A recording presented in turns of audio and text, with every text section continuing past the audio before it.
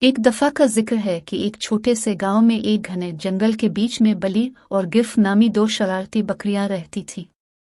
وہ اپنی مسلسل لڑائی اور دشمنی کے لیے دور دور تک جانے جاتے تھے۔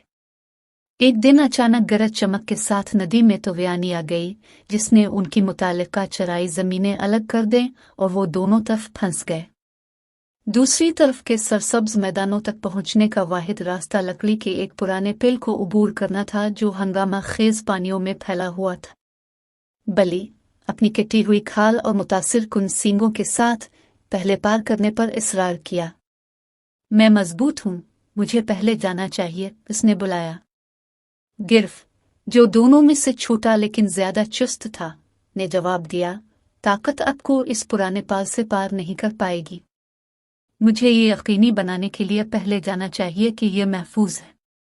ان کا جھگڑا ایک بھرپور لڑائی میں بڑھ گیا اور انہوں نے ایک دوسرے پر الزامات لگائے، سر جھکائے۔ ان کے کھروں کے ٹکرانے کی آواز جنگل میں گونج رہی تھی۔ اپنے غصے میں انہوں نے یہ نہیں دیکھا کہ ان کا مشترکہ وزن نازک پل پر بہت زیادہ دباؤ ڈال رہا ہے۔ ایک زوردار چیخ اور آخری پھٹنے کی آواز کے ساتھ پل ان کے نیچے گر گیا، دونوں بکریوں کو نیچے دریا میں ڈوب گیا۔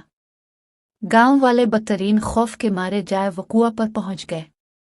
معجزانہ طور پر دونوں بکریاں بھیگی ہوئی اور عاجزی کے باوجود بغیر کسی نقصان کے دریا کے کنارے تیرنے میں کامیاب ہوئیں۔ یہ واضح تھا کہ ان کی دشمنی اور ضد اس پل کی تباہی کا باعث بنی تھی جس پر وہ دونوں انحصار کرتے تھے۔ ٹوٹے ہوئے پل نے ایک یاد دہانی کا